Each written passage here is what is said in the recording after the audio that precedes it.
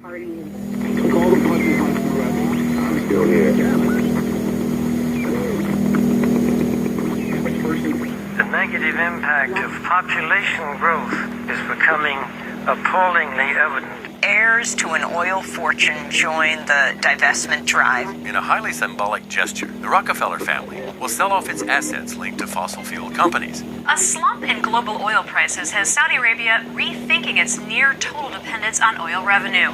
We should be focusing on it, and we should be curbing our appetite for carbon-intensive products and services. But the problem is it's got a lot of room for debate. Obviously, the Rockefellers are making this move as an environmental one, but also from an investment standpoint, this also makes plenty of business sense. You can't simply carry on business the way you're doing it now. There is a price to carbon in their future. What do you see as the biggest challenges in conservation? The growing human population.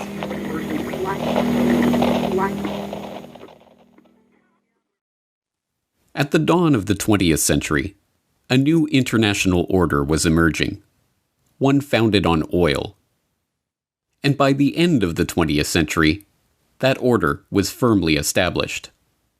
Heating, transportation, industrial power, plastic manufacturing, pharmaceuticals. There is no facet of modern life that is not, one way or another, dependent on oil. But the rulers of this oligarchy, the Rockefellers at Standard Oil, the British royals at BP, the Dutch royals and the Rothschilds at Royal Dutch Shell, were not content with mere financial domination. The power that came with their near-total monopoly on the world's most important commodity was enormous, and they had no qualms about using that power to remake the world in their image. As we saw in How Big Oil Conquered the World, the impact of the oligarchs has been breathtaking.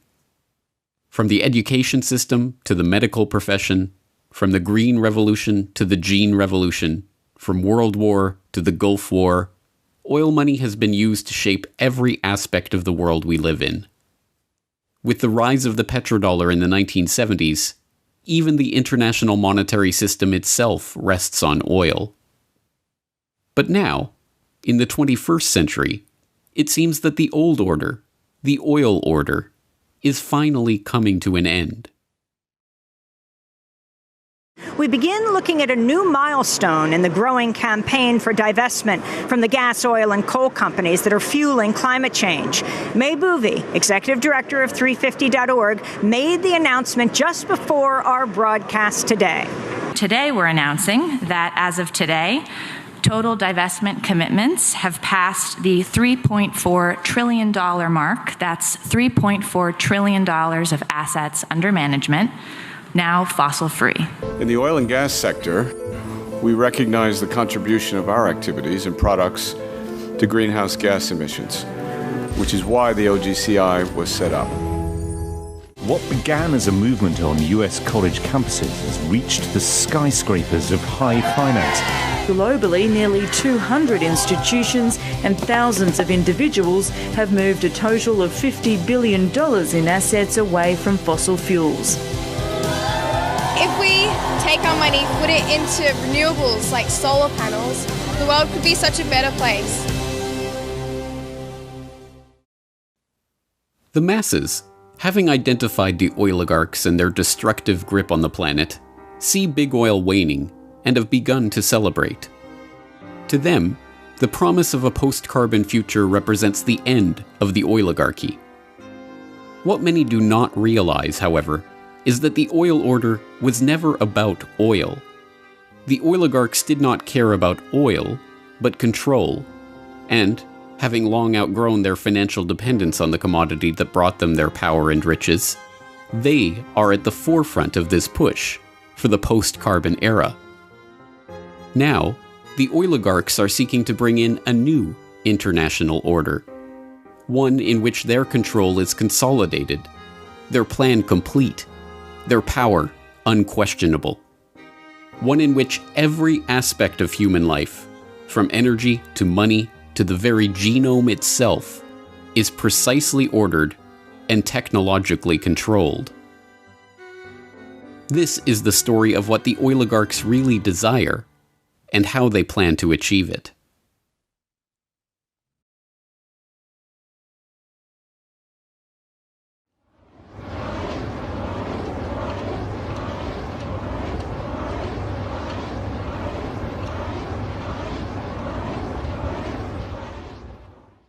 Dhaka, 1963. It's a day much like any other in Dhaka. The streets are crowded, dirty, squalid, smelly, and absolutely swarming with people. Lying in the streets, coiled in the gutters. Into that swarm of people steps a most unlikely figure. Wearing his drip-dry suit and hugging his briefcase, he sticks out from the crowd. Surveying the scene, he shakes his head ever so slightly before remarking, half to himself and half to his traveling companion, "Well, that's the problem, isn't it?" It's a scene that has played itself out many times. A Western tourist overwhelmed by the bustling crowds of the Indian subcontinent. But this was no mere tourist passing time on his holiday. This was John D. Rockefeller III, grandson of oil baron John D. Rockefeller. And, armed with the unimaginable wealth, power, and influence that his family name bestowed on him, he was on a mission to do something about the problem of overpopulation. Rockefeller approached that mission as a representative of the Population Council, a group that he himself had founded in 1952 to address the problem in Dhaka and elsewhere. On its surface, the Population Council was a straightforward organization with a straightforward task: to support medical and scientific research into the question of the growing human population. But the dark history of the council and its guiding philosophy reveal Rockefeller's true interest in this problem and its ultimate solution. John D. Rockefeller III, or JDR3 as he was known to the constellation of researchers, businessmen, politicians, diplomats, and royals in the orbit of the Rockefeller family, had decided early on how to make proper use of the formidable money and power at his disposal, by controlling the population of the planet. In 1934, the then 28-year-old JDR3 had written a letter to his father, John D. Rockefeller Jr., about the Rockefeller Foundation's research into birth control and related questions, declaring, "I have come pretty definitely to the conclusion that it is the field in which I will be interested, for the present at least, to concentrate my own giving." JDR3 was nothing if not a man of his word. After commissioning a Rockefeller Foundation fact-finding mission to Asia to report on the threat of the growing Third World population, he organized a conference of the top medical and demographic researchers of the era to discuss, as the very title of the meeting termed it, population problems. From that meeting emerged the idea for an organization, the Population Council, to guide the development of the burgeoning field of population and fertility research. JDR3 personally donated $1.35 million of his own money to found the council and provide its initial operating expenses. Like his father and grandfather before him, Rockefeller had learned to use philanthropy and largesse as a mask for his true intention: control. But that mask slipped when he penned a draft of the council's charter revealing the organization's true purpose. The council, according to JDR3, would promote research and apply existing knowledge to help develop such changes in the attitudes, habits, and environmental pressures affecting the life of human beings, so that within every social and economic grouping, parents who were above the average in intelligence, quality of personality, and affection will tend to have larger than average families. Thomas Perrin, the former Surgeon General of the United States and council co-founder, warned against including such a blunt admission in the council's mission statement. Such questions arise as the following, he warned. Who is to determine the parents who are above average in affection? Also, who would decide the persons having better than average personality? Frankly, the implications of this, while I know they were intended to have a eugenic implication, could readily be misunderstood as a Nazi master race philosophy. I have, therefore, recast this paragraph. The line was dropped from the final version of the charter. In truth, however, that sentence had not been written by JDR3 himself. Instead, it had been copied word for word from the back cover of Eugenical News, the central publication of the American eugenics movement. This was no mere accident. Frederick Osborne, one of the co-founders of the council and its first president after Rockefeller stepped down in 1957, was also the president of the American Eugenics Society. When the Population Council was founded, both Osborne and the American Eugenics Society he directed formally moved their operations into the council's New York office, with the Eugenics Society now taking its funding directly from Rockefeller's Population Council grant. The Population Council was the Eugenics Society under another name. Eugenics. This was the guiding vision of JDR3 and the Rockefeller family's philanthropy. A vision that cast the Rockefellers and their fellow oligarchs as superior families, fit by very virtue of their wealth and success to guide the course of world events. The power to determine who was fit to breed and who was too poor to pass on their genes. Eugenics is basically a movement among the elite to eradicate what they deem the inferior classes, and that's the inferior social classes, racial classes, ethnic classes, more or less everyone who isn't up to their standards. And after eradicating those classes, what they aim to do is genetically engineer themselves to such a high level that the remaining population that they permit to exist beneath them will never have the power to overthrow them, essentially, the end of history. So the term itself was coined by Galton, and it essentially means well-born. The idea is kind of a mix of a bunch of ideas that were circulating around the 1850s. So if you go back to, say, Mendel was studying hereditary characteristics in pea plants, and he was able to determine that certain characteristics were being passed on and that these things could be determined and essentially predicted. And also at the same time, now you have Spencer, who's talking about the survival of the fittest, with the same kind of idea, the same thread running through there, that there are genetic characteristics that exist that would make one species, one plant or animal more fit than another and more capable of surviving. Also, of course, you had Darwin's work at the time, Origin of Species, and kind of maps this process by which genetic material is passed along and evolution results through this process. So Galton is essentially taking all of these ideas, and he was kind of known for observing and identifying patterns. And what he essentially did was started to come up with this concept, this idea that through studying human characteristics, they could, if they chose to, breed superior human beings. Obsessed with breeding and family heredity, the eugenicists believed that it was not merely physical characteristics like weight or height that were determined by one's family line, but social characteristics like intelligence or conscientiousness or even criminality. If you were poor, it's because you come from poor stock. If you're criminal, it's because your family line is criminal. And if you're a Rockefeller or a Rothschild or a royal, you are rich and successful because your family was destined for fortune and success. The pseudoscientific trappings of this 19th century eugenic philosophy may have been new, but in fact the idea is as old as human civilization itself. People have always been taught to believe that their rulers are special, a class apart, members of a family specially chosen to rule over the masses. Whether literal descendants of the gods, like the pharaohs of Egypt or the emperors of Japan, or members of families specially chosen by God to reign over their kingdoms, like the monarchs of Europe, the right to rule over others was something passed down through family trees. The commoners, meanwhile, knew their place.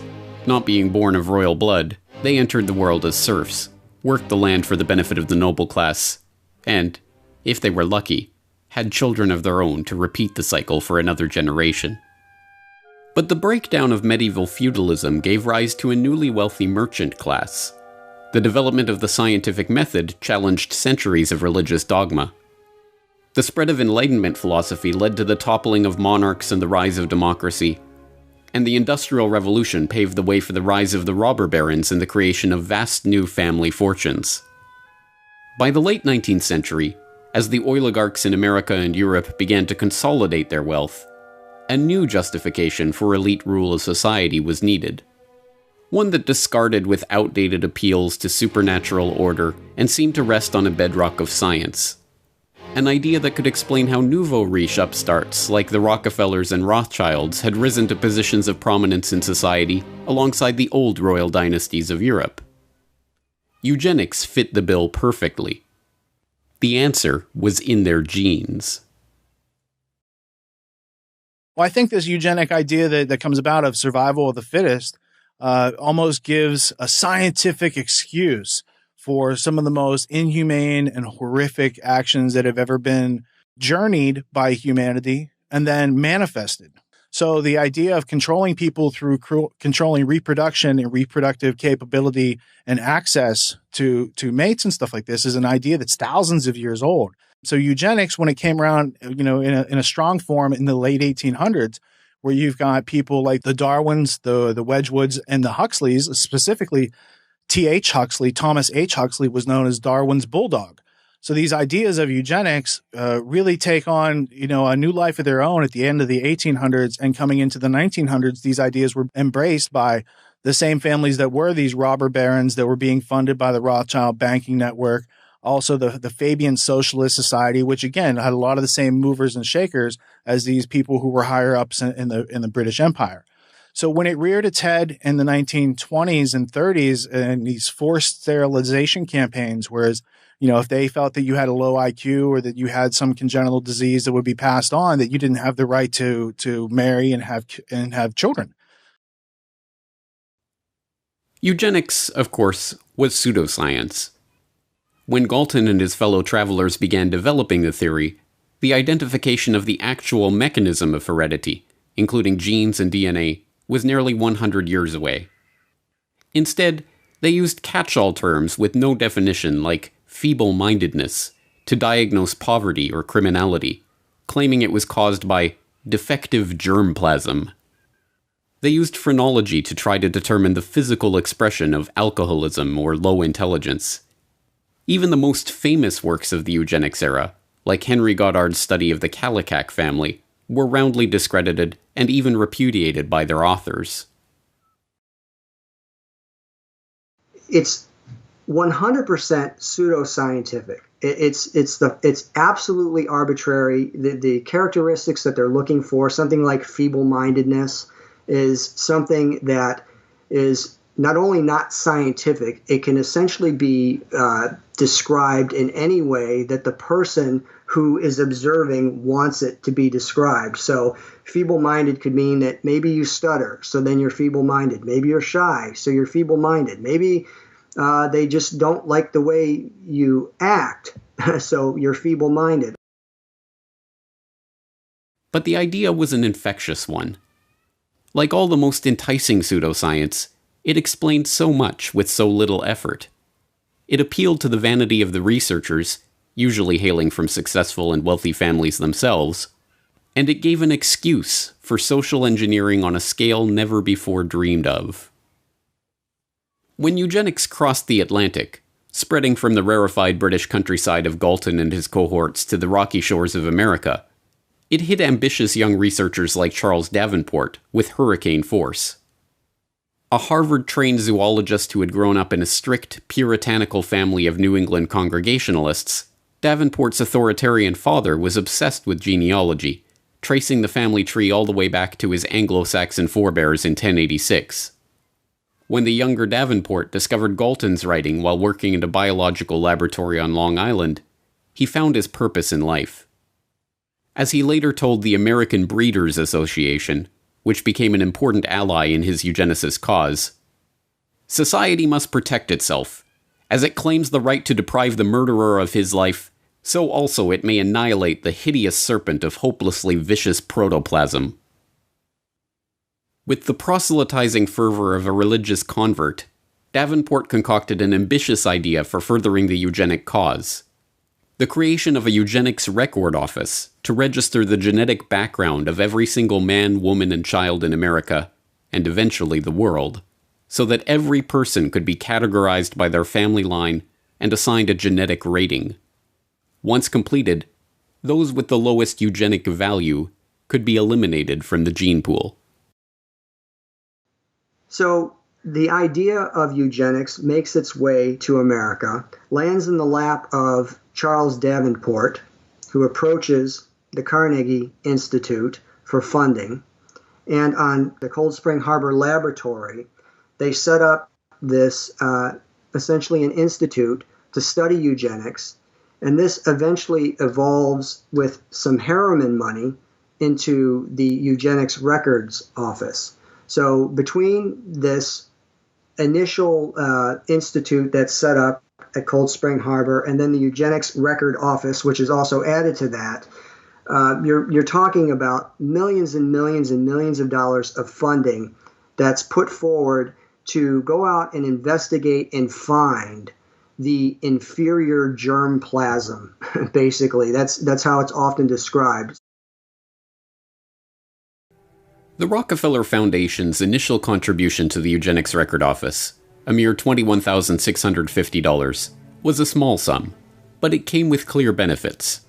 Not only the institutional infrastructure and the personnel of the foundation and the prestige of the Rockefeller name itself, but the promise of increased support as the work advanced. And as always, the Rockefellers were true to their word. Rockefeller Foundation researchers like William Welch, the founding director of the Rockefeller Institute for Medical Research, sat on the ERO's board and helped direct its activities. The Rockefellers also provided funds for specific research, like a $10,000 grant to survey New York's Nassau County for the eugenically unfit. And it created sister organizations like the Bureau of Social Hygiene, which cross-pollinated research and researchers with Davenport's own laboratory. John D. Rockefeller Jr. especially showed an interest in Davenport's work right from the start. They kept up a regular correspondence on a number of eugenics issues. In January 1912, when a plan to institutionalize mentally deficient female convicts to stop them from having children was floated, the young Rockefeller heir wrote to Davenport for his thoughts on the scheme. For his part, Jr. declared that, "This plan seems to me an immensely important one. It points out a scientific way of escape from the evils which our courts are intended to correct, but in reality only increase." After Davenport responded that the plan would only work if it included a eugenical screening of the convicts, Jr. contributed $200,000 to found just such an institute. The Institute of Criminology in New York was administered by Rockefeller's own Bureau of Social Hygiene and staffed by workers trained at the Eugenics Record Office. Fueled by the support of America's rich and powerful, the field of eugenics transformed from the quaint hobby horse of a few mad scientists into the social cause of an entire generation.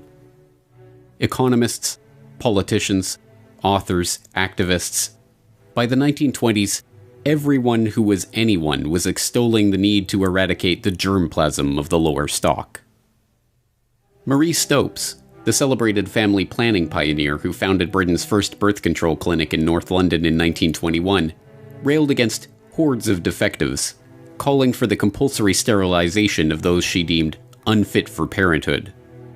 Tommy Douglas, now venerated as a hero in Canada for his role in founding the nation's healthcare system, submitted a master's thesis to McMaster University advocating that subnormals, defectives, and morons, like those with low IQ or physical abnormalities, be isolated on a state farm or in a colony where decisions could be made for them by a competent supervisor, and called on the government to certify mental and physical fitness to stop the unfit from breeding. John Maynard Keynes, the economist who gave us the Keynesian economics school that is still popular among central planners today, was himself president of the British Eugenics Society from 1937 to 1944.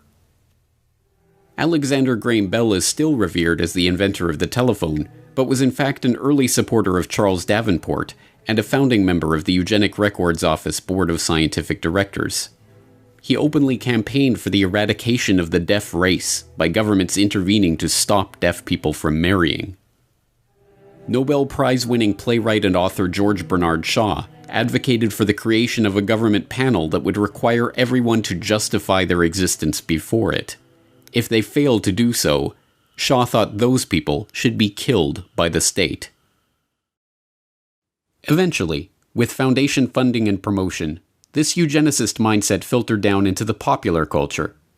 The American Eugenics Society sponsored fitter family contests at state fairs, awarding prizes to families scoring the highest on eugenic health tests. The society also sponsored contests to award prizes to clergy who fit the message of eugenics into their sermons. Eugenics even found its way to the silver screen. Well, we thought it necessary to present your family's case to the State Medical Commission.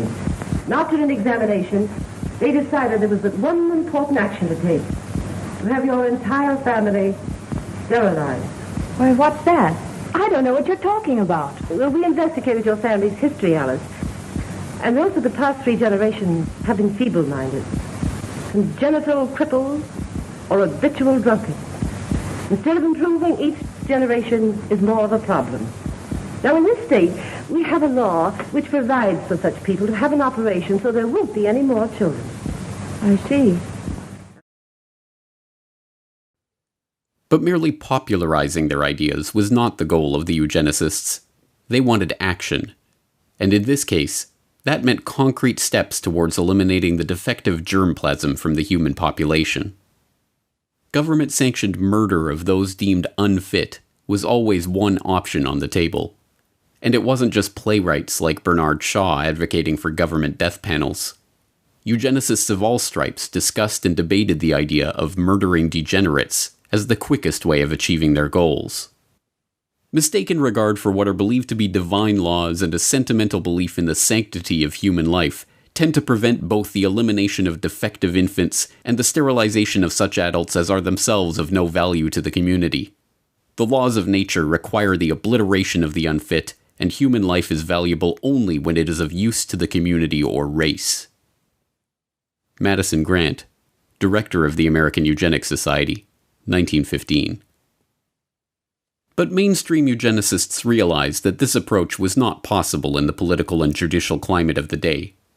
As Henry Goddard noted in his infamous study on the Kallikak family, "For the low-grade idiot, the loathsome unfortunate that may be seen in our institutions, some have proposed the lethal chamber, but humanity is steadily tending away from the possibility of that method, and there is no probability that it will ever be practiced.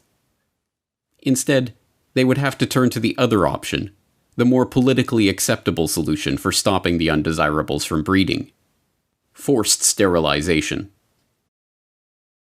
Indiana passed America's first eugenic sterilization law in 1907, and with only a few years, there were a dozen states where those deemed unfit were being legally sterilized against their will.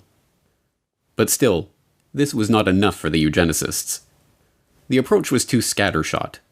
Only a few thousand sterilizations had taken place under these laws, and Indiana's own Forced Sterilization Act was overturned by the state Supreme Court in 1921.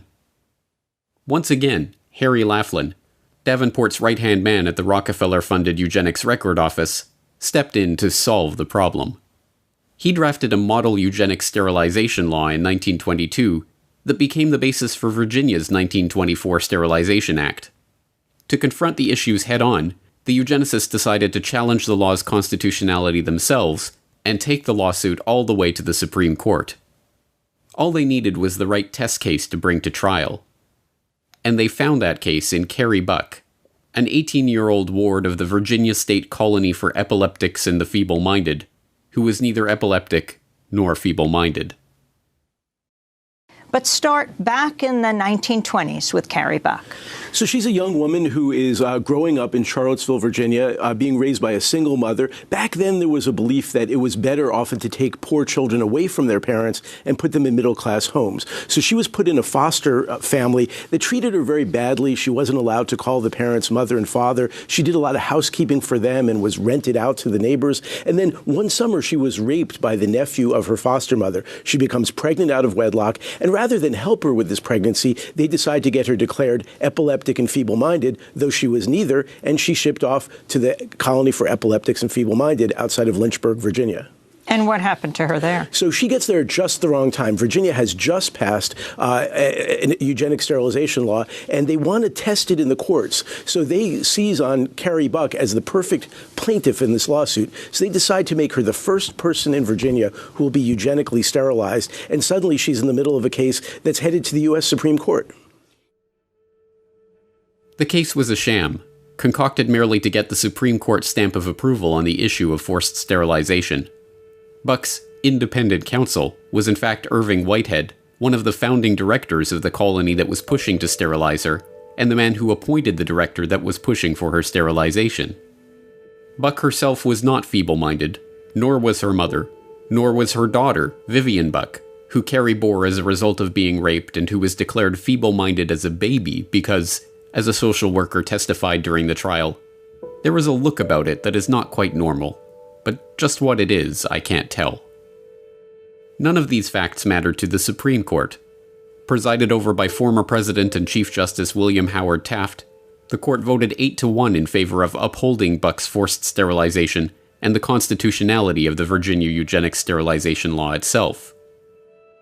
Writing the decision was one of the most famous and venerated justices in the history of the court, Oliver Wendell Holmes Jr., himself a eugenicist from the so-called Boston Brahmin sect of the hereditary East Coast establishment.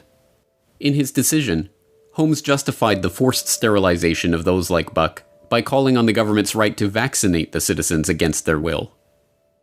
It is better for all the world if, instead of waiting to execute degenerate offspring for crime or to let them starve for their imbecility, society can prevent those who are manifestly unfit from continuing their kind. The principle that sustains compulsory vaccination is broad enough to cover cutting the fallopian tubes, he declared before infamously concluding, 3 generations of imbeciles are enough. And with that, the floodgates were opened. New laws were enacted, and old laws revised to comport with the Supreme Court's decision. Forcible sterilizations, taking place in a covert and low-key manner before, were now reported with pride. A few thousand individuals sterilized against their will became tens of thousands. The eugenics era, brought into being by the immense fortune of the Rockefellers and their ilk, had arrived. And with the aid of a very dramatic push by the Rockefellers, it was about to go international. Beginning in November 1922 and increasing throughout the 1920s, the Rockefeller Foundation began a series of grants and fellowships to German scientists. Equivalent to millions of dollars in today's money, these fellowships transformed the German scientific establishment, devastated in the wake of World War I. The Foundation's money found its way into the coffers of the Kaiser Wilhelm Institutes, a series of scientific organizations that included an institute for psychiatry and an institute for anthropology, human heredity, and eugenics. One of the main beneficiaries of this Rockefeller largesse was Ernst Rudin, a head researcher at the Kaiser Wilhelm Institute for Psychiatry and a key architect of Germany's eugenics program under the Third Reich. Rudin co-edited the official rules and commentary on the law for the prevention of defective progeny, which was passed on July 14, 1933, less than 6 months after Hitler was appointed interim chancellor by President Paul von Hindenburg. The law, like the Virginia law that the Supreme Court upheld and led to the sterilization of Carrie Buck and tens of thousands of other Americans, was modeled on Harry Laughlин's model eugenics sterilization legislation. It formed genetic health courts which could mandate sterilization of defectives in 8 different categories: the feeble-minded, schizophrenics, manic depressives, sufferers of Huntington's chorea, epileptics, those with hereditary deformities, the blind, and the deaf. Alcoholics, a 9th category, were to be optionally added to the list, with a caution against inclusion of ordinary drunkards. By the end of the year, 62,400 Germans were found unfit to breed and sterilized against their will. By 1945, that number had reached 400,000.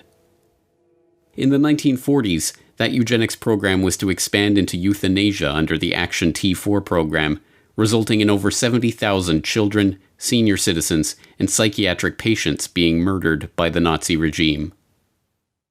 As the dust settled on World War II, the name of eugenics became synonymous with the Nazis in the minds of the general public. The eugenicists, outraged, knew that their work could not continue any longer under the name of eugenics. But that didn't mean that it couldn't continue. So after World War II, you don't hear about it anymore as eugenics. What you hear is molecular biology and these sorts of colloquial terms that were developed by the Rockefeller Foundation, which was one of the families primarily in America that was helping to fund it in America, in Britain, in Germany, who also funded Hitler during that time. So there's a lot of overlaps between the people who were actually out there funding genocide and the people who had ideas about culling the population and population control and sterilizing people. And these ideas go on and permeate society to this day. As American Eugenics Society co-founder Frederick Osborne wrote, "Eugenic goals are most likely to be attained under a name other than eugenics." Thus, he moved the American Eugenics Society into the offices of John D. Rockefeller III's Population Council, becoming president in 1957. The Rockefellers and their fellow oligarchs had for generations felt themselves to be stewards of the planet, protecting it from the rising tide of the genetically inferior. They were not about to give up that quest. They would simply have to package it under a different name.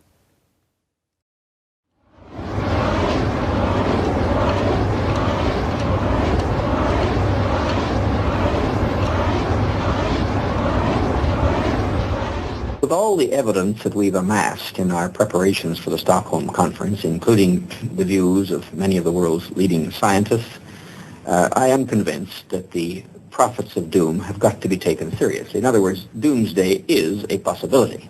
I'm equally convinced that doomsday is not inevitable. On paper, it would be almost impossible to find a less likely candidate for godfather of the modern environmental movement than Maurice Strong. A junior high school dropout from a poor family in rural Manitoba struck hard by the Great Depression, Strong's meteoric rise to the heights of wealth and political influence is itself remarkable. The sheer number of environmental organizations that he founded, conferences he chaired, campaigns he directed, and accolades he received over the course of his career is even more remarkable. Organizer of the Stockholm Environmental Conference, founding director of the United Nations Environment Program, Secretary General of the Rio Earth Summit, founder of the Earth Council and the Earth Charter Movement, chair of the World Resources Institute, commissioner of the World Commission on Environment and Development, and board member of a bewildering array of organizations, from the International Institute for Sustainable Development to the Stockholm Environment Institute to the African American Institute. But perhaps the most remarkable thing about Strong, this ubiquitous figure of the 20th century environmental movement, was his background. A Rockefeller-connected millionaire from the Alberta oil patch who divided his time between environmental campaigning and running major oil companies. To understand how this came about, we have to examine the history of the emergence of the environmental movement. In the post-war period, the desire to control the population put on a new mask, protecting the world from resource depletion, pollution, and ecological catastrophe. And, as always, the Rockefeller family was there to provide the funding and organizational support to steer this burgeoning movement toward their own ends. President Nixon and the United States Congress established the Commission on Population Growth and the American Future. The chairman of this unique commission is John D. Rockefeller III. It was a very broad-ranging mandate. Nobody's had one of this character before. And just from that, this question of quality of life just emerged as the seemingly key issue. But the main finding was that stabilization of some kind is clearly desirable for the country.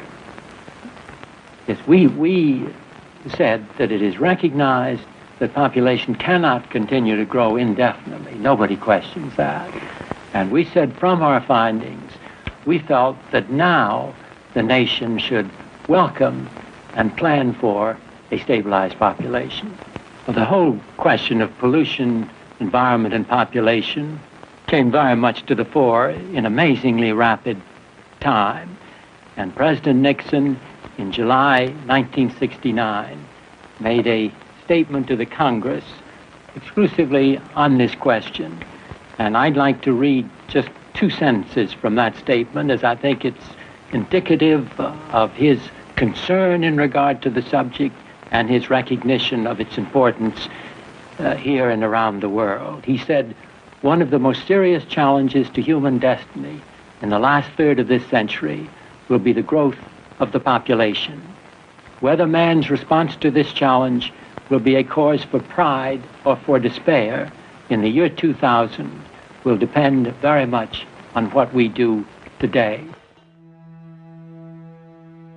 Joining the Rockefellers in shaping the international environmental movement were their fellow oligarchs across the Atlantic, including the British royals behind BP and the Dutch royals behind Royal Dutch Shell. And facilitating the transition from eugenics to population control to environmentalism was Julian Huxley, brother of Brave New World author Aldous Huxley and grandson of Darwin's bulldog T.H. Huxley. Julian Huxley was a committed eugenicist, chairing the British Eugenics Society from 1959 to 1962. But, like the other eugenicists of the post-war era, he understood the need to pursue the now discredited work of eugenics under a different guise. The founding director of the United Nations Educational, Scientific and Cultural Organization, UNESCO, Huxley wrote in the agency's founding document about the need to find ways to make the cause of eugenics politically viable once again. At the moment, it is probable that the indirect effect of civilization is dysgenic instead of eugenic. And in any case, it seems likely that the dead weight of genetic stupidity, physical weakness, mental instability, and disease proneness, which already exist in the human species, will prove too great a burden for real progress to be achieved. Thus, even though it is quite true that any radical eugenic policy will be for many years politically and psychologically impossible, it will be important for UNESCO to see that the eugenic problem is examined with the greatest care, and that the public mind is informed of the issues at stake, so that much that now is unthinkable may at least become thinkable. Huxley found the perfect front for the reintroduction of these unthinkable eugenical ideas in 1948, when he used UNESCO as a springboard for founding the International Union for the Conservation of Nature, and then again in 1961, when he used that agency as a springboard to create the World Wildlife Fund. Joining Huxley as co-founders of the fund were not only Prince Bernhard of the Netherlands, founder of the Bilderberg Group and former employee of the IG Farben conglomerate, and Prince Philip of England, but Godfrey A. Rockefeller of the Rockefeller dynasty. Together, they pledged to harness public opinion and educate the world about the necessity for conservation.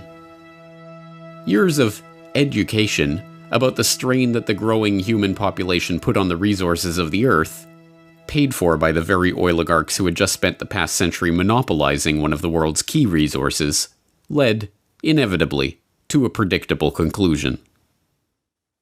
Now, for the first time in the history of man, an international movement is underway.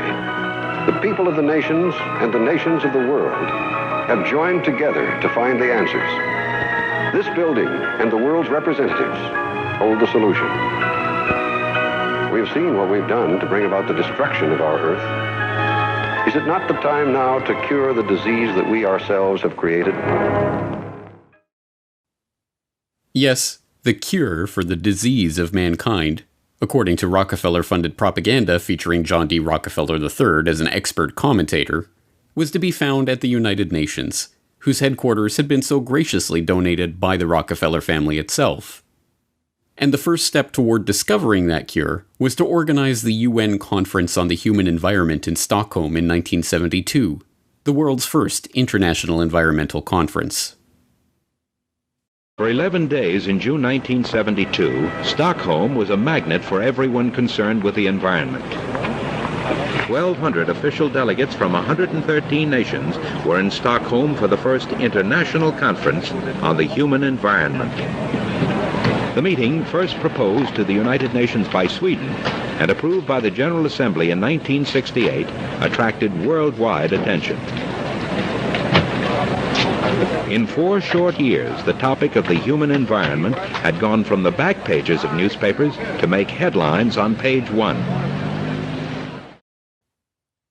And who better to oversee the conference and lay the institutional groundwork for this burgeoning, oligarch-supported movement than a consummate oil man. The very fact that the conference began with 113 participating countries with very high-level delegations from those countries, this in itself represented a very significant step forward, because this demonstrated more than anything else the real concern of the majority of countries in the world. All his life, Maurice Strong had the uncanny ability to be in the right place at the right time to meet the right person to advance up the ranks. Having been born in Oak Lake, Manitoba in 1929, and suffering through the Great Depression, the ambitious young Strong dropped out of school at age 14 and headed north to look for work. Finding his way to Chesterfield Inlet, Strong got a job as a fur buyer for the Hudson's Bay Company, and there met Wild Bill Richardson, a prospector whose wife, Mary McCall, hailed from the family behind McCall Frontenac, one of Canada's largest oil companies. So Mr. Strong sort of enters the big world through a guy by the name of Wild Bill Richardson, who was a sort of prospector, married into an oil family called McCall, whose company was called McCall Frontenac. It was a major importer of oil from the Middle East. Had been taken over long since by the Texaco company through a brokerage house called Nesbitt Thompson. So, in a way, Mr. Strong was introduced to the world of big oil and the world of resources at a very young age, was picked up as a very smart kid, taken under the wing of a man named Paul Martin Sr., who was a cabinet minister and whose son would go on to become the Prime Minister of Canada. And introduced to the oil patch through people at the very top, and that would include David Rockefeller. Through the Richardsons, Strong made a series of increasingly unlikely connections. First, he was introduced to the treasurer of the then brand new United Nations, Noah Monod. Unbelievably, Monod didn't just secure Strong a job as a junior security officer at UN headquarters, he allowed the young Manitoba farm boy to live with him in New York. And while there, Monod introduced Strong to the most important contact of his life, David Rockefeller. From that moment on, Strong was a made man. And from that moment on, wherever Strong went, Rockefeller and his associates were there somewhere in the background. It was a Standard Oil veteran, Jack Gallagher, who gave Strong his big break in the Alberta oil patch when he quit his UN security job to return to Canada. And when Maurice Strong suddenly decided to quit that oil patch job, sell his house, and travel to Africa, he supported himself working for Rockefeller's Caltex in Nairobi. When he quit that job in 1954 and started his own company back in Canada, he hired Henry Bruni, a close friend of Rockefeller associate John J. McCloy, to manage it, and appointed 2 Standard Oil of New Jersey reps to its board. By his late 20s, he was running his own company, and was already a millionaire.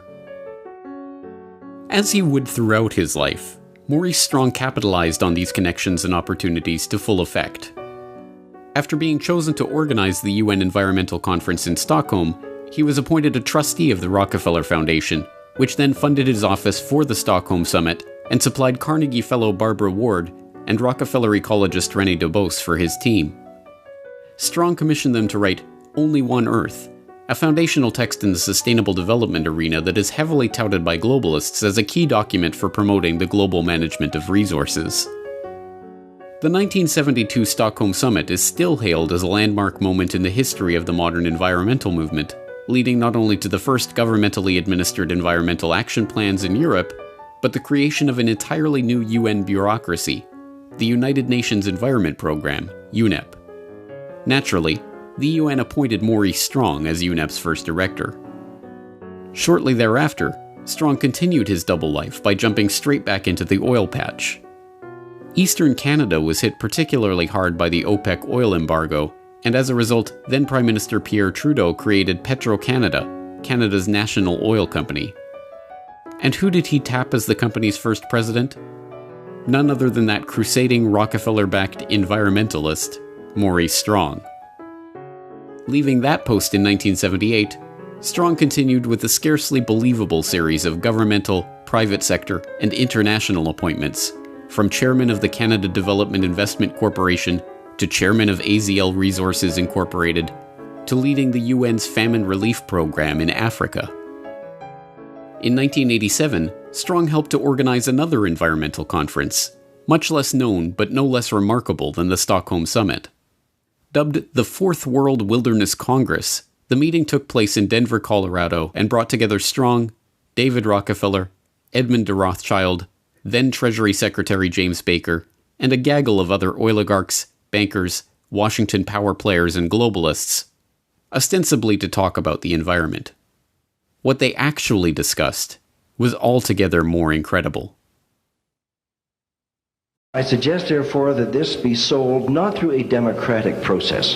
That would take too long and devour far too much of the funds to educate the cannon fodder, unfortunately, which populates the earth. We have to take almost an elitist program that we can see beyond our swollen bellies and look to the future in time frames and in results which are not easily understood or which can be, with intellectual honesty, be reduced down to some kind of simplistic definition.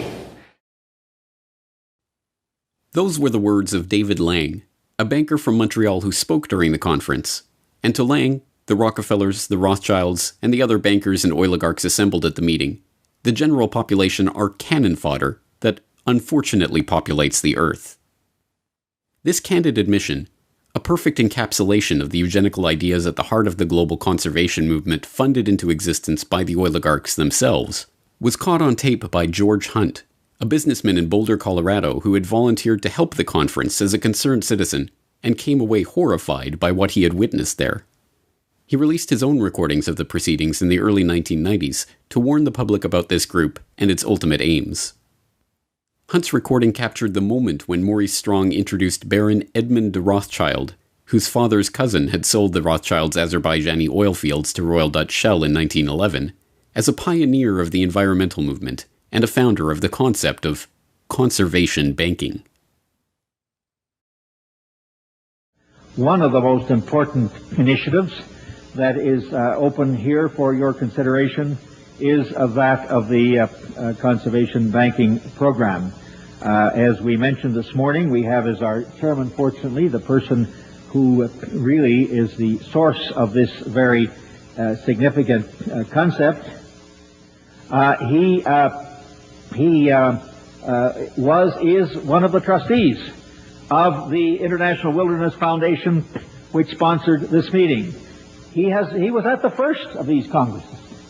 So his conversion to the relationship between conservation and economic development has been a pioneering one. So there is no better person. He epitomizes in his own life that positive synthesis between environment, conservation on the one hand, and economics on the other. And I'm just delighted to have this opportunity of introducing to you Edmund de Rothschild.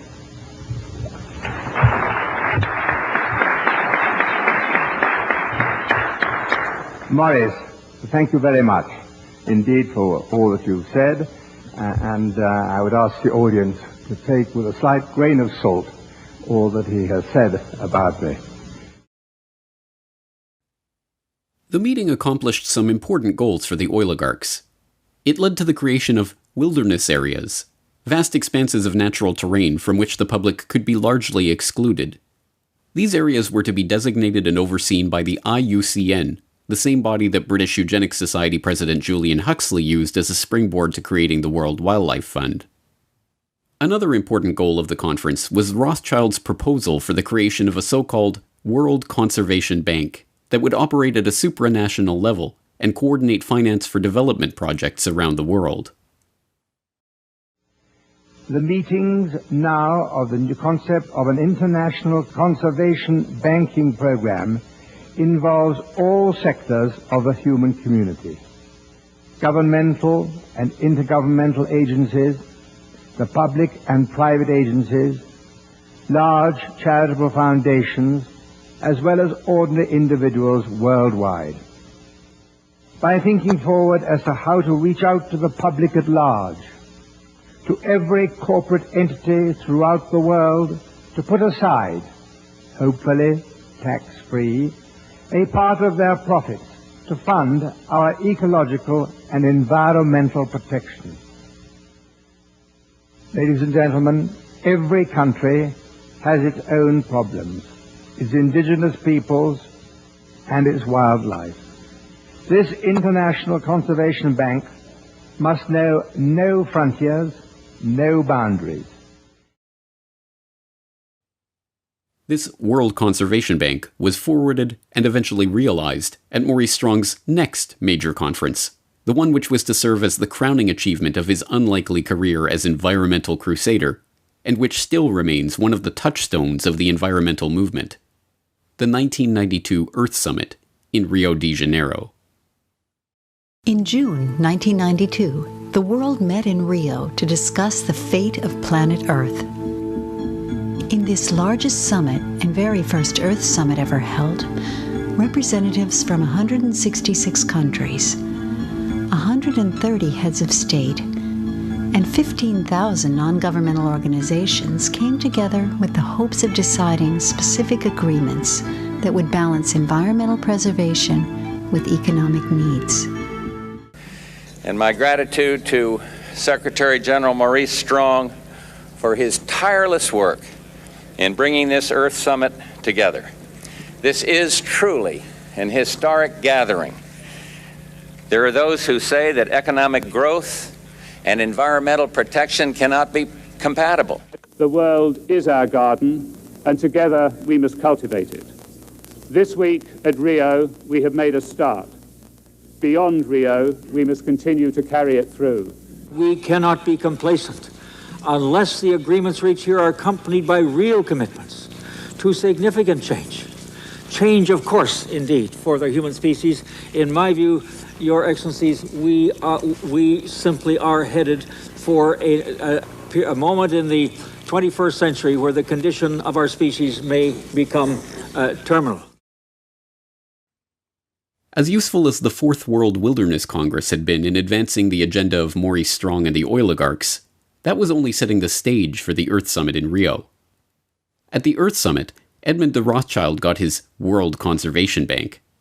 Dubbed the Global Environment Facility and launched at the summit itself, it serves as the funding mechanism for 5 different UN conventions and provides billions of dollars worth of financing to environmental and development projects around the world. Its 18 implementing partners include the Rockefeller-funded Food and Agricultural Organization, the Huxley-founded International Union for the Conservation of Nature, the Maurice Strong-created United Nations Environment Program, and the Prince Bernhard, Prince Philip, Godfrey Rockefeller-founded World Wildlife Fund. One of the Global Environment Facility's specialties are debt-for-nature swaps, where third world countries are given debt relief in return for opening their land up for environmental development projects. The projects come with transaction costs of up to 5%, paid to the contractors who manage and direct the investments, not the locals, who, like the Aborigines of Palawan Island, are kicked off their land and effectively wiped off the face of the map. The Earth Summit also gave rise to the United Nations Framework Convention on Climate Change, the body to which the Intergovernmental Panel on Climate Change delivers its reports. Generally thought to be neutral, non-governmental bodies relying only on science and evidence, the UNFCCC and the IPCC are handcuffed by the terms that Strong set out for them to deliver only one conclusion: that humanity is to blame for climate change. When they set up the Intergovernmental Panel on Climate Change, Maurice Strong, who we should talk a lot about, he wrote the terms of reference. And the first term of reference was the definition of climate change. And he limited it deliberately to only human causes of climate change. And of course, that effectively eliminated all the natural causes, natural variability, which is why you see them not looking at things like the sun and a whole bunch of other issues. And of course, he then limited it even further in another term of reference that he set it up into 3 working groups. There was the technical group, working group 1, which wrote the science report. And that was 600 of the 2,500 people. The other 1,900 were in working groups 2 and 3. Now, they were inconsequential because they had to accept the findings of Working Group 1, which were already limited by their terms of reference. So whatever their finding was, Working Groups 2 and 3 then said, okay, you telling us it's going to warm, we accept that as fact. We now look at the implications of that. And that's where you hear all these stories about, oh, the ice is going to melt, the sea level is going to rise. So really, the majority of the report by 1,900 scientists is accepting without question the finding of the first group. Now, Strong, it really restricted it even more because they then, they came out and said, look, this report is not to be used for policy. But then they set up the summary for policymakers, the absolute contradiction of that. And the summary for policymakers is written by a completely separate group. And then they write it independent of the science report. The science report's finished and set aside. The summary for policymakers is written and given out to the media. But the rules, the terms of reference that Strong wrote said that the summary for policymakers goes back to the science report people and says, make sure your science report agrees with what we've put in the summary. Another product of the Earth Summit in Rio was the Earth Charter, a quasi-religious document that Mikhail Gorbachev, who helped draft the text along with Maurice Strong, referred to as a replacement for the Ten Commandments, and which sought to usher in an era of Gaia worship and global responsibility, declaring that fundamental changes are needed in our values, institutions, and ways of living. The document then counsels that we must create a world of shared responsibility to the Earth community, before concluding, in order to build a sustainable global community, the nations of the world must renew their commitment to the United Nations, fulfill their obligations under existing international agreements, and support the implementation of Earth Charter principles with an international, legally binding instrument on environment and development. Well, the Earth Charter was one of the byproducts, ultimately, of the first Earth Summit. I published the Earth Charter in the appendix of my book, Technocracy Rising, the Trojan Horse of Global Transformation, just so people could see this with their own eyes, what it says. It was a document that was like a compact with the world. It was a very religious, humanistic document that tried to unify the world into a single concept of globalization. And it was a very defined document that was signed off. The history goes back before that, but it was finally signed off by I don't know how many, just almost all the nations at the United Nations. And the primary author of the Earth Charter was Stephen Rockefeller. And so the Rockefellers understood early on that, no, it's not just the economic system, and it's not just necessarily the political control system. We also have to factor in a religious belief that we can use to get people to believe what we're doing is for their good. What the oligarchs had been working toward for decades, and what they achieved in Rio in 1992, was the completion of the transformation of the eugenics philosophy, from talk of sterilization of the feeble-minded, to a popular understanding of humanity as a cancer that must be removed for the Earth to live. Now, the duty was to reduce carbon footprints and reduce the population in the name of saving the planet. But wrapped in this new vocabulary, and coming with a trendy, pervasive, and well-funded advertising campaign, the end result sounded remarkably similar to the eugenics of old. A new study from Lund University in Sweden says the single best way to cut your carbon footprint, assuming you want to, is simply to refuse to reproduce. Deleting some humans from existence, they say, saves far more carbon than, I don't know, being vegetarian, riding a bike to work, not boarding an airplane. There is a study that says, well, actually, if we reduce global fertility by half a child per woman, that you could maybe do that. It would go a long way. It would reduce like a big chunk, a fifth to a quarter of all carbon emissions needed to avoid that tipping point. So should we have policies that penalize people for having extra kids in the developed world? So I do think that we should at least consider it. Well, at least consider it is like do it. In the push to reduce global warming, children, according to some, are the new culprits. A think tank in the UK says too many kids are what's making the planet worse, saying large families, anything over 2 children really, should be frowned upon as an environmental no-no.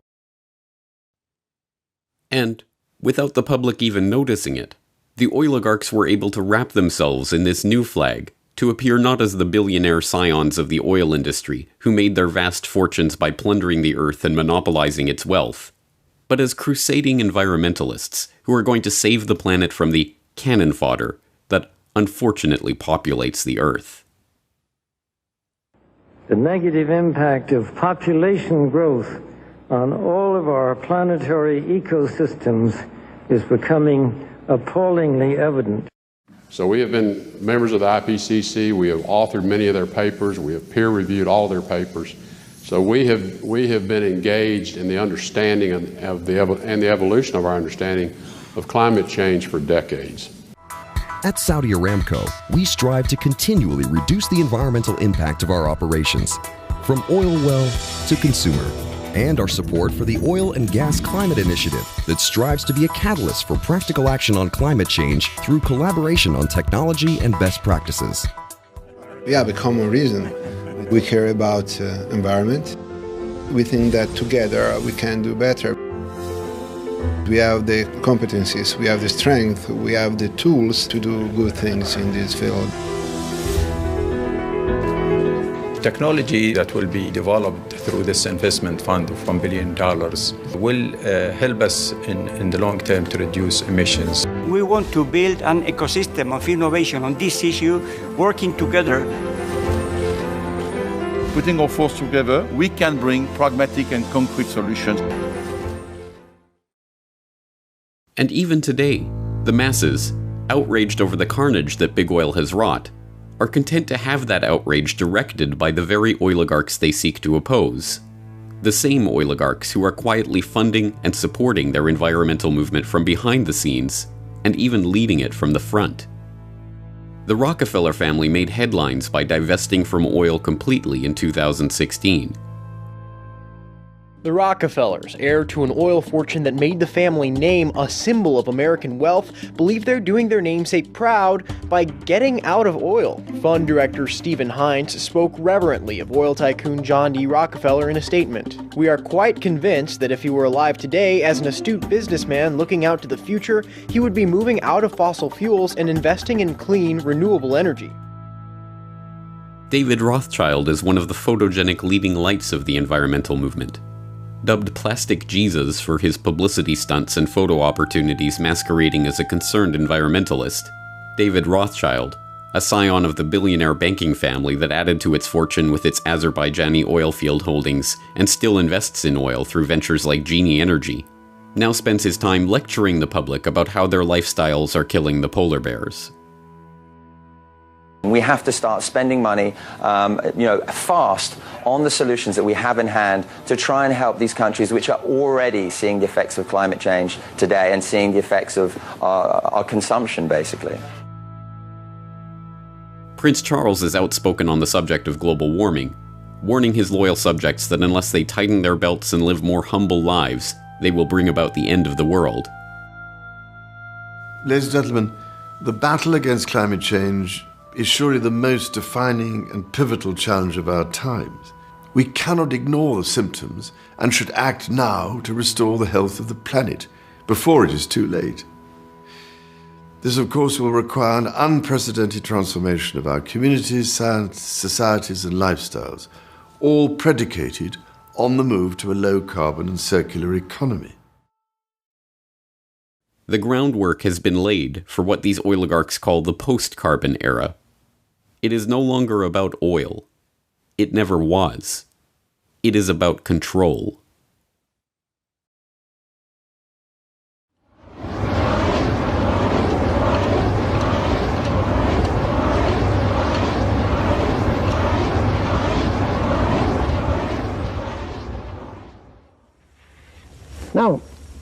this complete cycle for the world, to give you a time scale on that, bear in mind that started in 1857. And so here's where we were about 3 or 4 years ago. This was proved reserves in here, which would add up to about here. And the estimated peak would occur about 1995, and we go into the decline. That middle 80% again is a spread from the 60s, the late 60s, up till a little over beyond 2020, or it's computed out here about 56 years. That assumes an orderly evolution. That says that a child born, say, within the last 10 years will probably see the world consume most of its oil if he lives a normal lifetime. In his lifetime. Today, Marion King Hubbert is best known as the Shell oil researcher who gained notoriety in the 1950s for predicting that the U.S. would achieve its peak production of petroleum by 1970, and that almost all of the planet's oil supplies would be exhausted by 2020. This peak oil theory, still sometimes referred to as Hubbert's peak, was, like everything else generated by big oil, a conveniently crafted lie, designed to habituate the market to artificial scarcity and thus keep oil prices high. Hubbert's prediction was not based on any empirical data from any oil field, but instead relied on Hubbert's incorrect guesses about remaining oil reserves and employed a heuristic tool to model production. As Hubbert's protege and colleague at Shell Oil, Kenneth DeFaze, conceded years later, the numerical methods that Hubbert used to make his prediction are not crystal clear. Today, 44 years later, my guess is that Hubbert, like everyone else, reached his conclusion first, and then searched for raw data and methods to support his conclusion.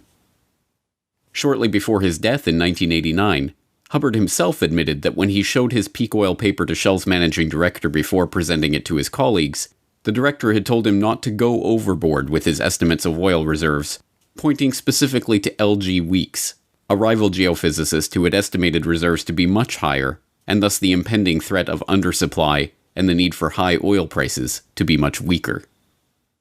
But although today Hubbert is remembered almost exclusively for his peak oil thesis, he was in fact involved in a much larger, lifelong project, helping to codify and incorporate a movement that, much like eugenics, was wildly popular nearly a century ago, fell out of favor in polite society, and yet continues today under other names. That movement was called Tecnocracy. Hello, I'm Arvid Peterson, and this is the first of a two-part presentation on Tecnocracy, an alternative social system. These programs are not intended to entertain or amuse you, nor are they meant to scare you. We are making a new approach. It is not political, financial, philosophical, legal, religious, or moral. It is a technological approach. Technocracy is the scientific answer to America's social problems. And technocracy is a new design for social operation that is based upon science. It is the vehicle by which we can move into a new era for better living. Technocracy billed itself as a social movement, a philosophy, a scientific solution to political and economic problems, and a new way of ordering the world. But at base, it is an idea for a new international economic order, one to be designed and managed down to the most minute detail by a select few, the technocrats. Technocracy was defined very succinctly in 1938 by their own publication, the Technocrat magazine. And they call it a system of scientific engineering of, society. They saw themselves as a merger between hard science and social science, which really is an oxymoron. Social science is not really a science, in my opinion. But they really believed that. So they believed that they could take their scientific method that they used in the hard sciences and apply it to society. They also believed that they alone were the only ones that could run society correctly as a result of technology having come in and changed the fabric of society. They hated politicians. They hated the establishment, the organization of society the way it was, because it was not efficient. It was not, conservation-based, if you will, to conserve resources. And so they just kind of took it upon themselves to define an economic model that would replace capitalism and free enterprise. And that's exactly what it was, replacement economic system. Drawing on Henry Saint-Simon's call for a scientifically organized socialist system, the positivism and secular humanism of Auguste Comte, and the principles of scientific management propounded by Frederick Taylor, the technocratic movement emerged from the same environment of progressivism, positivism, and social Darwinism that birthed eugenics. Just as the eugenicists believed the human race could be improved through selective breeding controlled and administered by a small group of scientists and their billionaire backers, so too did the technocrats believe that they could improve the social and economic conditions of humanity by controlling and administering society. And, happily enough for the oligarchs, the technocrats would improve the world by replacing money with energy certificates. Led by the eccentric revolutionary economist and sociologist Thorstein Veblen, the technocratic movement that formed around Veblen's New School for Social Research and Technical Alliance attracted both engineers and serious researchers like King Hubbard and Buckminster Fuller, and fellow eccentrics like Howard Scott. Scott, a mysterious man of uncertain background, established himself in New York City at the end of World War I and came to be seen as a bohemian engineer. In 1920, he went to work for the Wobblies as a research director, and the following year he founded the Technical Alliance, a group of engineers and scientists centered around Columbia University who, as a forerunner to the technocracy movement, advocated for a society run by scientists and engineers.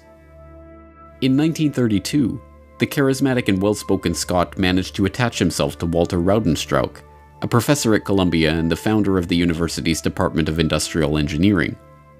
With a common interest in technocracy, the two became friends and allies.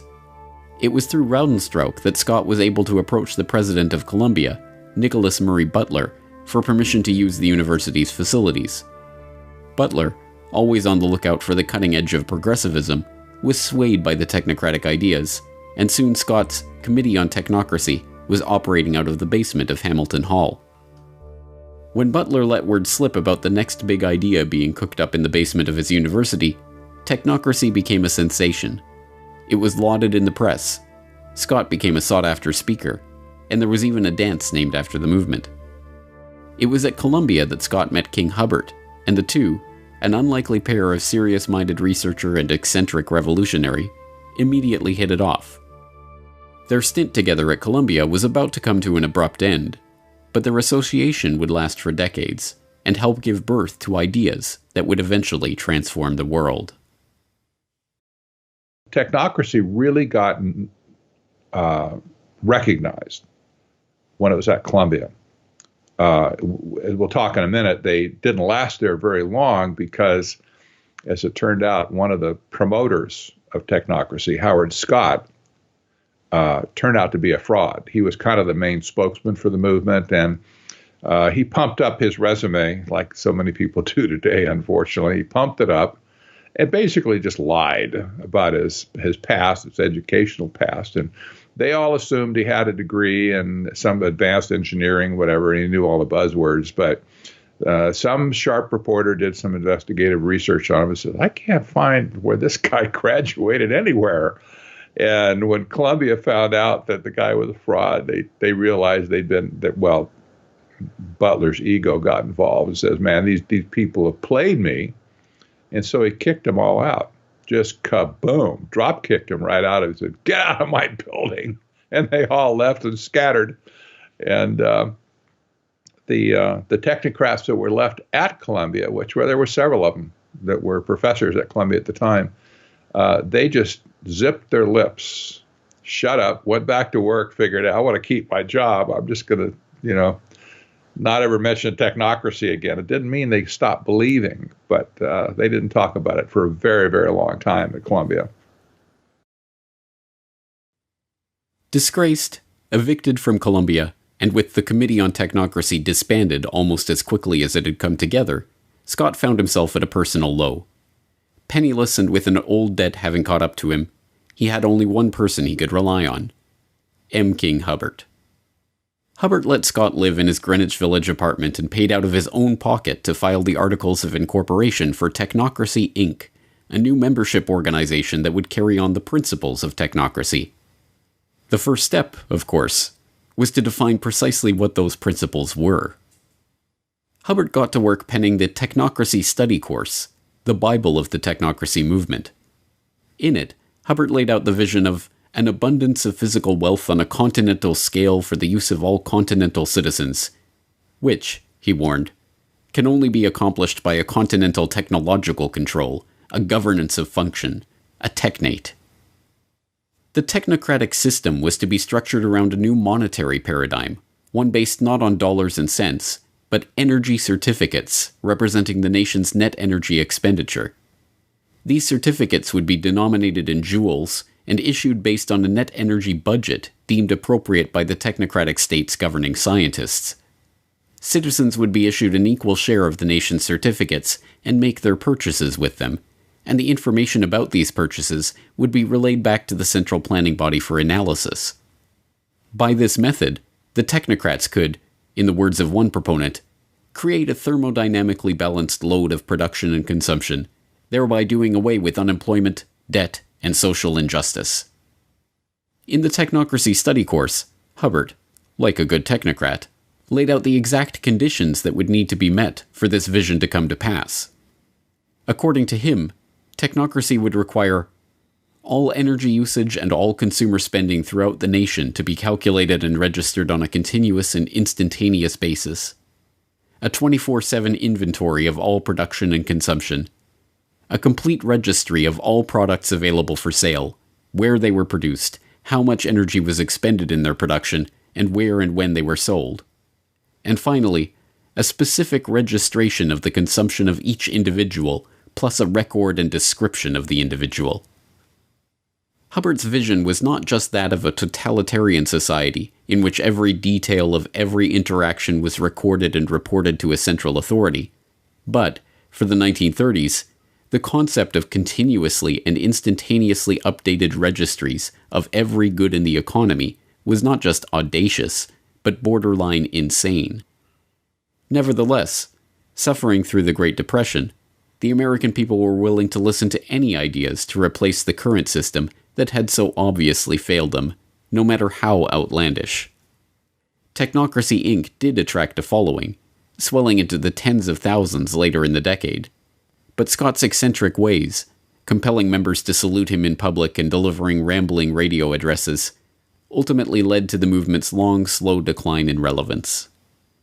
Hubbard never repudiated the concept of technocracy, but when he joined Shell as a researcher, he resigned his position on the board of Tecnocracy Inc. and avoided direct mention of the organization. The technocrats had sketched the outlines of a completely ordered and controlled society, one in which energy is the fundamental measure of value and all consumption and production is meticulously analyzed by a central authority.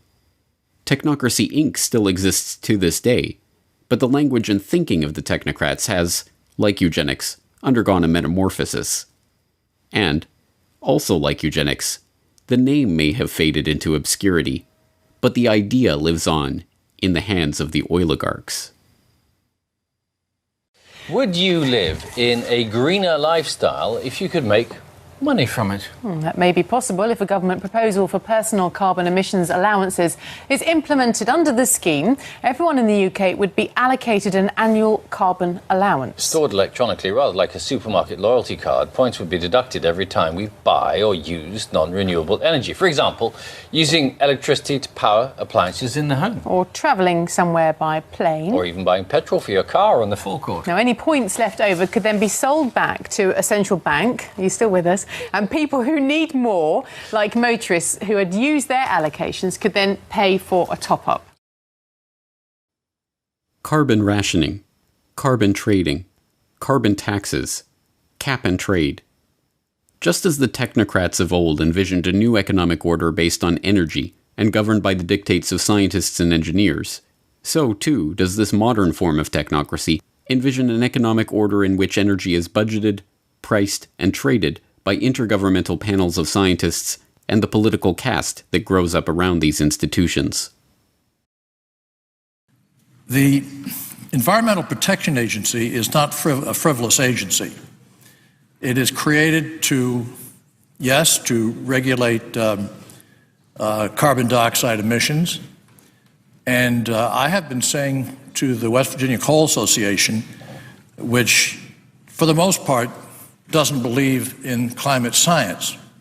They don't believe there's a climate problem. And I have been saying to them for a number of years that that's wrong. In my judgment, the science is true. The science is unequivocally true. And that there is a price to carbon in their future. I said this a couple of months ago. There's a price to carbon in their future. But I believe that the cap and trade approach is the essential first step, partly because it is the only basis upon which we can envision a truly global agreement, because it's very difficult to imagine a harmonized global tax. A carbon tax, or any other way of putting a carbon price, is actually, from an economic point of view, the most effective and efficient way to do this. Okay, you can regulate and you can do, all kinds of things, but nothing is as strong a market signal to the private sector as a carbon price, whether that be a carbon tax or whether it be a cap and trade, which is what California is doing, or any of the other measures that ultimately give you a carbon price. But that is the simplest, cleanest, most powerful signal. So if that's possible, I'm with you. These measures are sold to the public as a way of penalizing the big oil interests that have spent the last century monopolizing the world's key resources and plundering the earth in the pursuit of profit. What they do not understand, because it has been deliberately obscured, is that it is these very interests that have been instrumental in creating these schemes in the first place. It's my understanding that back in 1997, when you were vice president, Enron's CEO, Ken Lay, was involved in discussions with you at the White House about helping develop this type of policy, this trading scheme. And is that accurate? Is it inaccurate? It's been reported. I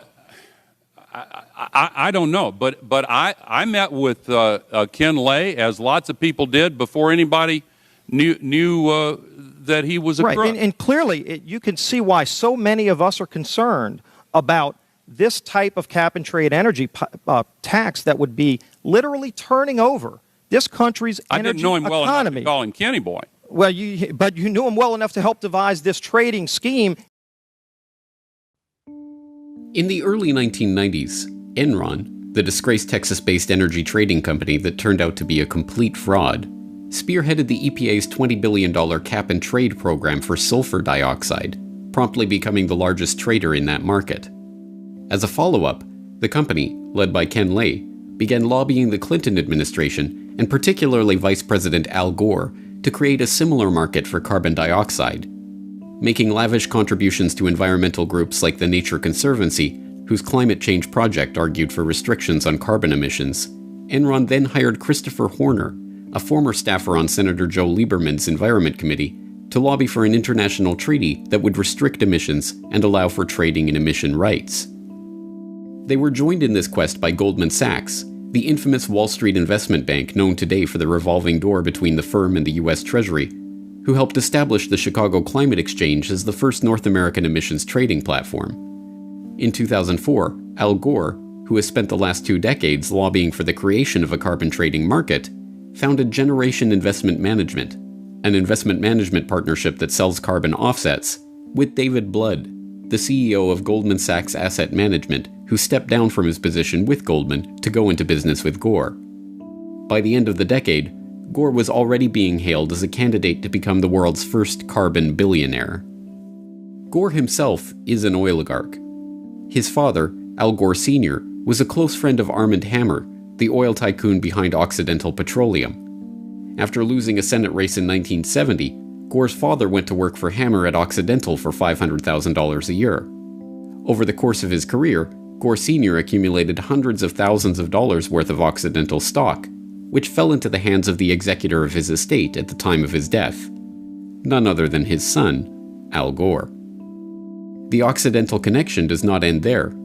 Discovering zinc ore on their Tennessee estate, Hammer bought the Gore's land and sold it back to them with a claim on the mining rights, complete with a $20,000 annual payment which also went to Gore after his father's death.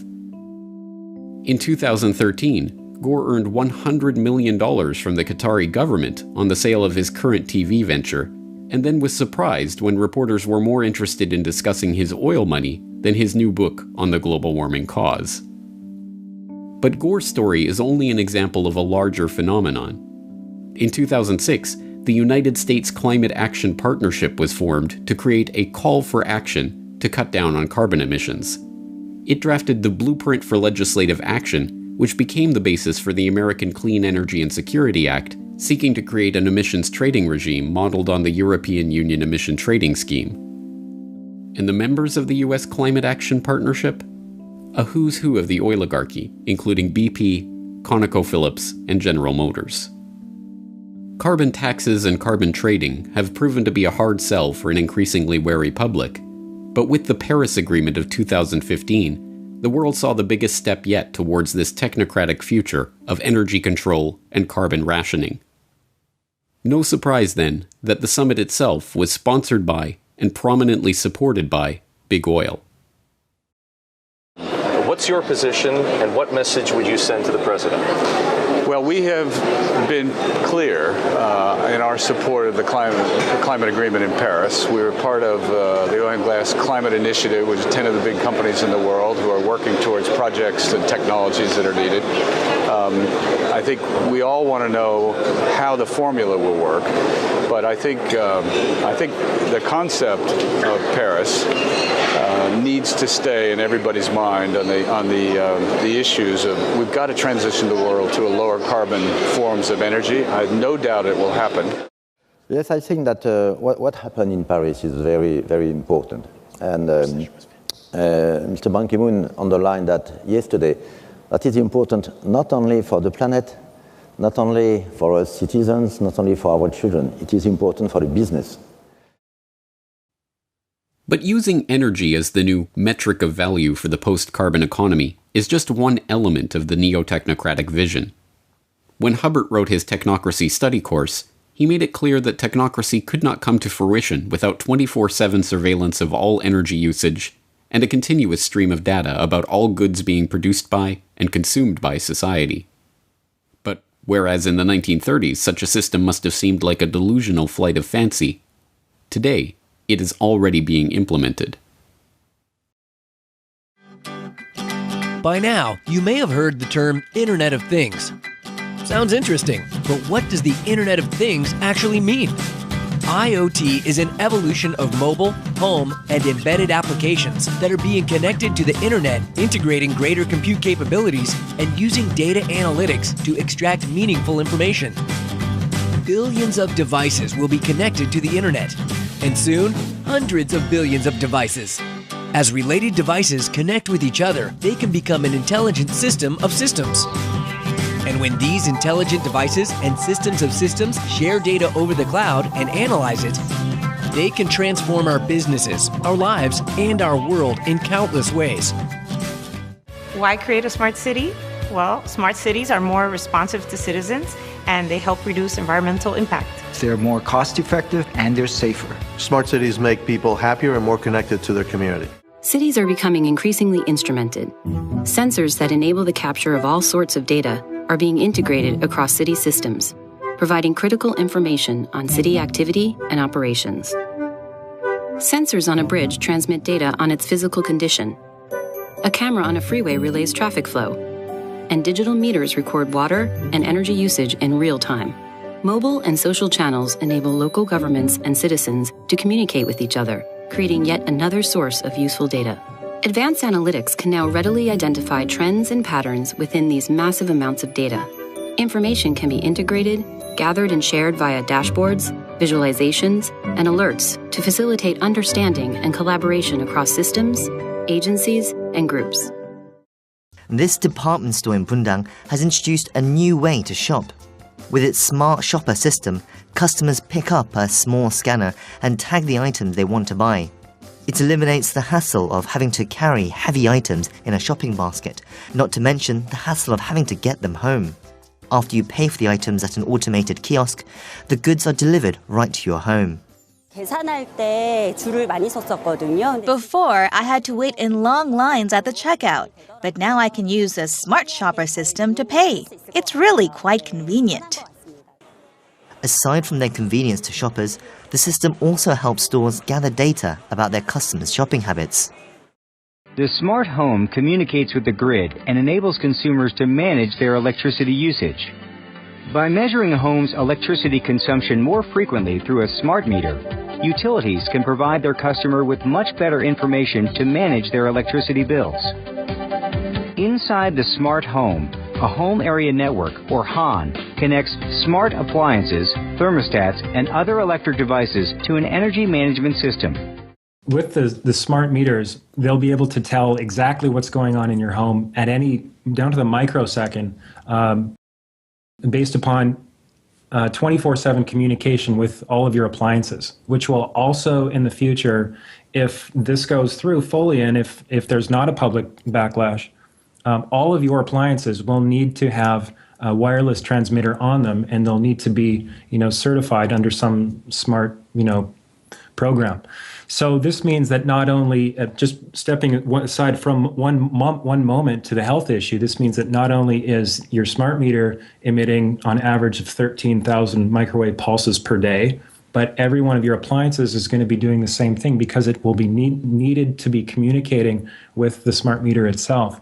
So that is a serious concern. We'll get into that a little bit later. But as far as the privacy issue, just diving right in, the current CIA director, David Petraeus, was quoted as saying, "We're going to use smart appliances to spy on you." And it's almost like, and he was later down in the article, and it's very just putting it out there. It's kind of like, it's getting to a point now, James, I'm sure you're seeing this, is like, it's just getting more and more in your face. And it's kind of like this collective force of the controllers, and they're kind of saying, this is what we're going to do, and what are you going to do about it? So they're almost challenging us in a sort of, schoolhouse bully sort of way. What are you going to do about it? Once again, we are being asked to believe that the vested corporate interests that are rolling these technologies out in a coordinated fashion are doing so for the benefit of the public. That this technology is to help save the Earth. And once again, we are being duped. The technocratic agenda is not about saving the Earth. It is not about helping the public. It is not even about making money. It is about complete control over every aspect of our daily life. So there's two levels, and the way I look at technocracy, there's two levels operating at the same time. There's the operational side of it that has to do with things like smart grid, that have to do with things like various technocratic innovations. Surveillance is another big hot button for technocracy. These are operational issues. From a strategic point of view, which is where the Rockefeller type people operate, it's a different view of where it's headed. On an operational level, it's headed towards scientific dictatorship. And you don't have to be a visionary to figure that one out, anymore. You don't. It's there.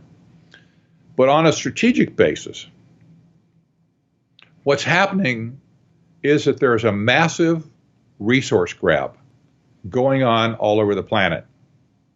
And when I say resource grab, you have to put yourself in Rockefeller's shoes and the banker's shoes, the Rothschild shoes and whatever, and say, what do you do when money wears out? What do you do?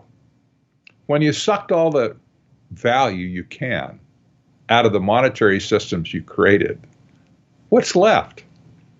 Well, you and I don't think about those sort of things because we don't have that much money. But these people at the top, especially the bankers, I'm sure they stay up at night thinking, what's after money? What comes after money? The Rockefeller family, especially, has always been a resource-intensive family. That's what oil was all about in the first place. It was a resource, and they understood that energy would be the most important factor in the world over any other type of resource. They understood that. That's why they wanted to create a monopoly over energy. Well, today, as money has been sucked dry, the only thing left to do is to make a grab for the resources themselves. And that's what sustainable development is all about, is taking the resources of the world away from you and me, away from private companies that aren't part of the clique, if you will, and putting them into a global common trust that will be managed by them for their benefit. This is really nothing more than neo-feudalism, again, where the resources are owned by a few and everybody else gets to operate with those resources at their pleasure and discretion. The technocrats and the functionaries of this agenda, like Hubbard and his colleagues in Technocracy Inc., pioneered this idea because they believed that they, the technocrats and engineers, would be able to solve the world's problems. But the oligarchs and bankers who funded their ideas into existence did so because it would help them to become the rulers of a system so perfectly crafted that no resource, no commodity, no person would be beyond their control. And now, in the 21st century, that technocratic vision is coming into view. And it is being helped along by a public that believes the post-carbon future represents the end of the oligarchy. They couldn't be more wrong.